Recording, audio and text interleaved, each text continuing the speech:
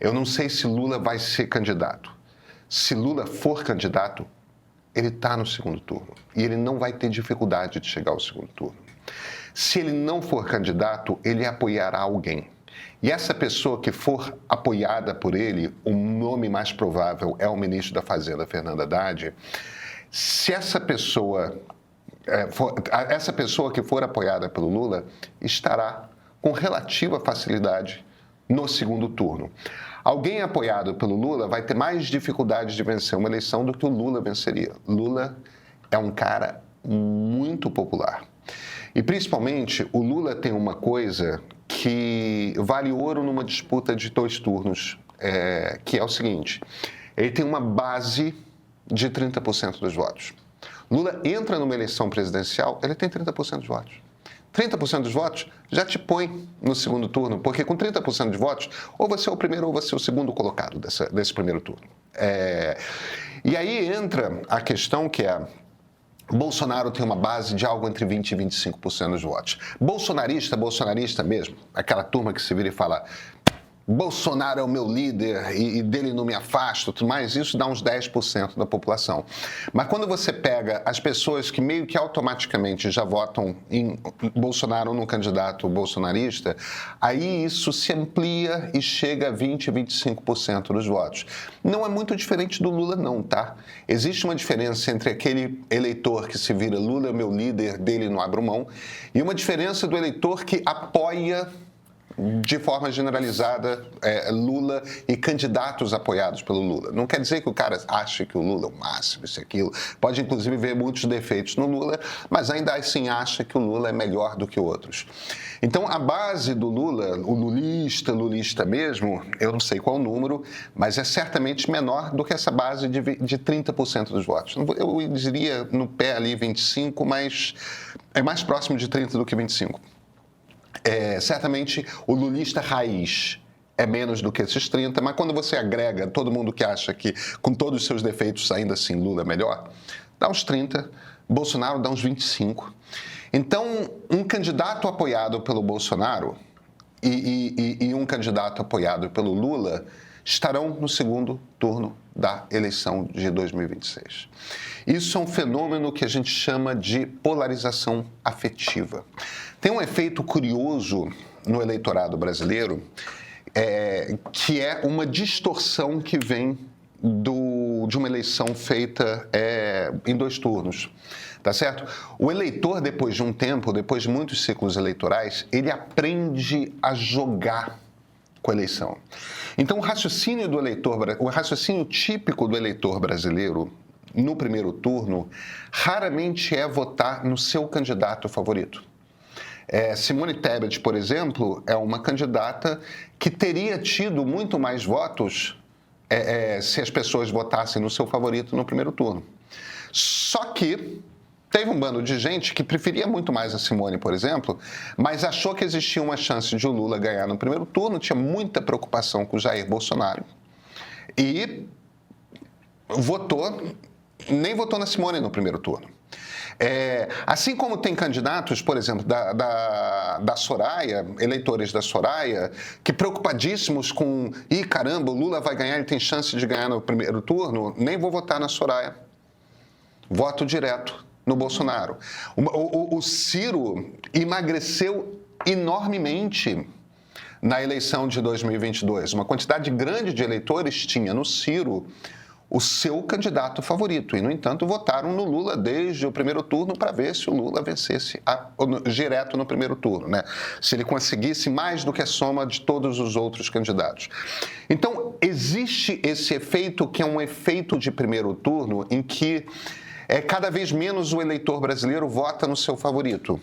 Ele vota mais fazendo um voto estratégico, tentando escolher nos 3 primeiros candidatos qual deles ele quer ver no segundo turno. E é meio que dado, sabe? Você monta um sistema eleitoral e o eleitor, a partir daquele sistema, a partir das regras que compõem aquela eleição, o eleitor, ele tende a fazer um voto estratégico. Se não tivéssemos eleição em 2 turnos, se tivéssemos uma eleição, por exemplo, para parlamento que fosse distrital, em que cada distrito elege um deputado, se aquilo outro, o eleitor sempre se adapta ao sistema e faz um voto estratégico. Ele não vota necessariamente no seu favorito, mas dentre os que ele percebe com chance de ganhar, ele faz um cálculo e ele bota ali na balança quais são os seus interesses, quais são as suas preferências e faz uma escolha. O que aconteceu em São Paulo foi um erro catastrófico da esquerda. Veja, aquela eleição de 2024, para a Prefeitura de São Paulo, já seria uma eleição muito difícil, porque São Paulo é um estado que pendeu para a direita. O Rio de Janeiro é um estado que pendeu para a direita. O Sudeste, o Sul, o Centro-Oeste, todos penderam para a direita nos últimos anos. São Paulo pendeu bastante. São Paulo, na capital, tem um eleitorado de esquerda mais forte do que muitas outras capitais. Existe um eleitorado que é forte o suficiente para, às vezes, botar na prefeitura prefeitos de esquerda. É raro, mas é capaz de acontecer. Agora, para você eleger um candidato de esquerda na prefeitura de São Paulo, só tem um jeito. Tem que ser um candidato de centro-esquerda. Não dá para ser um candidato radical. Guilherme Boulos é percebido como radical. Guilherme Boulos é visto como, não, esse cara invade prédio para pobre e morar. Aí a gente pode entrar no mérito de se o Boulos está certíssimo, se o Boulos está errado, se o Boulos não é mais isso, se o Boulos continua sendo. Meio que não importa. Ele é um candidato que vem da esquerda radical. Se ele se moderou, eu acho que ele se moderou, tá? Mas ele não é um candidato de centro-esquerda, ele é um candidato de esquerda. Ter saído da esquerda radical na direção da esquerda, mesmo que não tenha chegado à centro-esquerda, porque é o caminho, né? Você tem extrema-esquerda, você tem esquerda radical, você tem esquerda, você tem centro-esquerda, você tem centro, centro-direita, direita radical, extrema-direita. Vai lá, tem aquela linhazinha. É claro que sair da esquerda radical e ir para a esquerda é um processo de moderação. Boulos se moderou, ele só não chegou na centro-esquerda. Ô Pedro, mas eu vou ter que te interromper. Não. Deixa eu só terminar o raciocínio e aí você discorda de mim, pode ser? A percepção é de que o Boulos é um cara que moderou, mas essa moderação para o eleitorado paulistano não é suficiente para elegê-lo. Numa eleição que esse eleitorado, que já tem uma resistência a candidatos de centro-esquerda, mas é capaz de eleger candidatos de centro-esquerda, nesse perfil de eleitorado, se já é difícil, no momento em que esse eleitorado está ainda mais para a esquerda, o Boulos forçou muito a barra como candidato. E isso não é culpa do Boulos, é culpa de quem decidiu que o candidato do PT, o candidato que o PT apoiaria, tinha que ser o Guilherme Boulos. Por isso que o Boulos quase não chegou no segundo turno. Porque não seria o normal, tá? Se fosse um candidato um pouco mais moderado de esquerda, ele chegaria no segundo turno de São Paulo com bastante tranquilidade. A não ser, evidentemente, que você tenha um candidato mais moderado ou percebido como mais moderado de direita, que não tinha. Aí acontece com alguma frequência na cidade de São Paulo de o prefeito de centro-direita já ser eleito no primeiro turno. O ponto todo pelo qual eu passei e fiz uma certa volta nesse raciocínio é o seguinte: esse processo não acontece no cenário federal. O Lula não vai ter. O Lula é um candidato de centro-esquerda. O Lula não é um candidato de esquerda, ele era lá atrás, em 1989.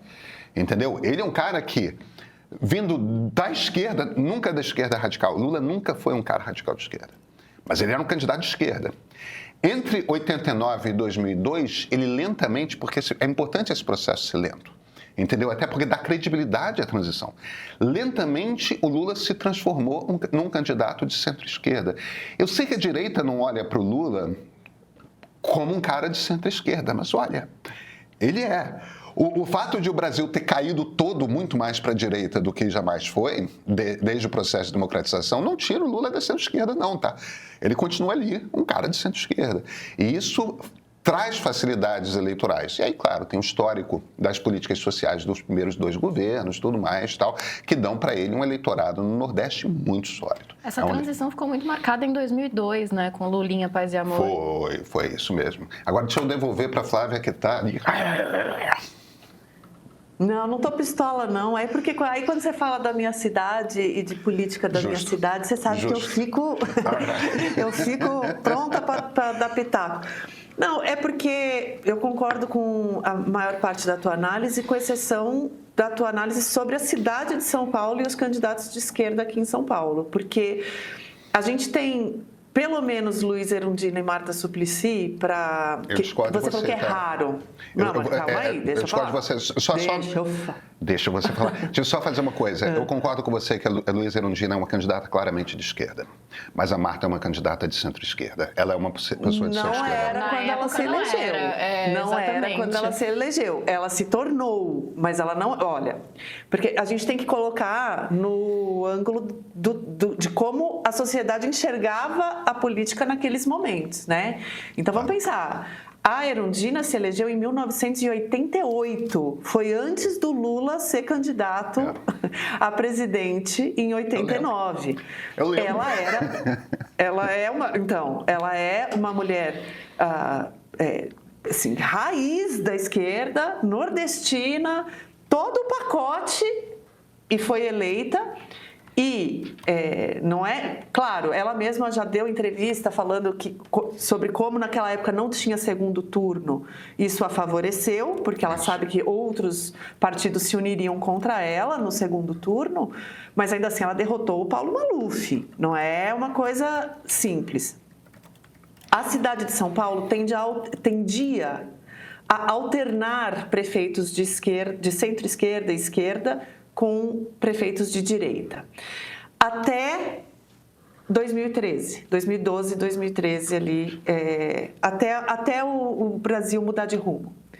Por que eu estou falando isso? Porque, inclusive, uma pesquisa recente, do ano passado, de março de 2024, tem um ano essa pesquisa, a memória do paulistano ainda é de Marta Suplicy, a melhor prefeita de São Paulo, em seguida Paulo Maluf, em seguida Mário Covas, Luísa Erundina e Fernando Haddad. O Dória e o Bruno Covas no pé da pesquisa. Então, assim, a cidade de São Paulo conseguia, tinha por característica essa alternância. Era algo quase... e tinha lideranças locais também de esquerda mais fortes do que tem hoje, né? Tanto que, para a chapa do Boulos, precisou se convocar, se repatriar Marta Suplicy. E isso não funcionou. Repatriar é ótimo. Repatriamos a Marta. Porque assim, e não funcionou, e eu acho que por 2 razões. A primeira, eu acho que foi mal explorada a presença dela na campanha, tá? Eu acho que ela queria ser a titular, a cabeça de chapa. Não sei o quanto ela se empenhou, não tenho informação disso, estou falando de percepção, não é de informação. Mas tem uma coisa que eu acho que o esforço da campanha do Boulos foi tanto em tirar a pecha dele de radical, que aproveitou muito pouco a presença da Marta na chapa. E eu achava que ela não ia agregar muito, tá? Mas eu depois vi essa pesquisa e falei, olha, eu acho que minha análise tá equivocada. Enfim, no fim das contas, eleitoralmente, não foi decisiva a presença dela. Mas tem uma segunda razão que eu acho que conta muito, que é que depois de 2014 ali, com Lava Jato, com manifestações de 2013 e tudo mais, o PT paulista ficou muito marcado. Então, você vê, o próprio Fernando Haddad não se reelegeu e ele não era exatamente um prefeito popular, mas ele não era, assim, um caso perdido, né? E ele perdeu para o João Dória, se eu não me engano, em primeiro turno. Foi em primeiro turno, né? Então assim, foi uma guinada forte, assim, e teve muito do clima nacional, né? E não, assim, eu acho o Guilherme Boulos uma liderança que tem muito potencial ainda na esquerda. Ele é jovem, ele está num processo de repaginação e tal. Ainda assim, Hoje mesmo, quando você fala de governo do Estado, de eleição em 2026 para governo do Estado, a alternativa do PT é o Alckmin, que nem é do PT. Né? Então, assim, estão falando de uma chapa Alckmin-Haddad. Entendeu? Então, eu acho que teve um problema sério de renovação, teve um problema sério de... as grandes lideranças do PT paulista foram todas atingidas pela Lava Jato, estavam, né? Então, é o Zé Dirceu, é o Genuíno. Você pega assim, esses nomes grandes, né? O próprio Mercadante, que foi um ministro da Dilma e ficou totalmente marcado pela gestão, no mínimo, para dizer o mínimo, problemática dele ali no ouvido dela, porque muito do que ela fazia era a influência do Mercadante. Enfim, então, só queria pontuar essas coisas sobre a cidade de São Paulo. E quase elegeu o Boulos, tá? E quase elegeu o Boulos. Ficou 30-30-30 no primeiro turno, meu querido. Sim, mas como é que ficou o segundo turno? O candidato era PSOL. Como é que ficou o segundo turno? Não quase elegeu o Boulos. O Boulos não teve chance nessa eleição. Pedro, pensa no que era o Boulos 4 anos atrás. Não, tudo bem, Flávia. Eu acho que o Boulos... nesse sentido que eu estou falando. Veja, eu concordo com você que o Boulos se moderou, claramente. Só que eu acho... o não, argumento estou falando de chances eleitorais, de chances mesmo. Mas eu acho que o Boulos jamais teve chance nessa eleição. Não teve porque mas é por causa dessa conjuntura que eu estou falando. Ainda assim, exatamente meu ponto. Ele, com tudo contra, ele ainda conseguiu 30% no primeiro turno. Sim. Não é irrelevante, não. Não é irrelevante. Eu acho, com franqueza, que se o Pablo Marçal não tivesse feito aquela estupidez nessa obsessão que esses caras malucos de extrema-direita têm de ficar inventando história, se ele não tivesse cometido aquela estupidez de tentar forçar a barra e convencer as pessoas que o Boulos tem um problema com drogas, que não tem, se ele não tivesse aparecido com aquele documento falso nos últimos dias, eu tenho a impressão que a gente ia ter um segundo turno muito mais complicado em São Paulo, que é um segundo turno Ricardo Nunes contra Pablo Marçal, que ia terminar com o mesmo resultado, que é Ricardo Nunes prefeito, tá? Mas a gente não sabe também o quanto esse movimento do Marçal não tirou voto do próprio Boulos. Eu ia falar porque isso. Teve gente que não ficou sabendo que era fake news. As pessoas que se informam lá pelo WhatsApp, pela bolha delas dentro do grupo do Marçal. Não, tudo bem. Aí a gente, de fato, vai entrar naquela discussão que é impossível saber quem que está certo, quem que está errado. Eu só discordaria um pouco da sua caracterização, Flávia. Vamos lá. Eu fui aqui porque de cabeça eu estava fazendo conta, não, peraí, eu estou perdendo, eu posso estar esquecendo algum nome. Eu fui aqui pegar a lista. Eu concordo com você sobre a caracterização que você faz da Erundina e está certo. Eu concordo com você que a Marta era percebida bem mais à esquerda quando ela se elegeu prefeita do que passou a ser depois. Mas, independentemente disso, vamos lá. A partir da democratização, a partir da Constituição de 1985, quando o Brasil se democratiza, né?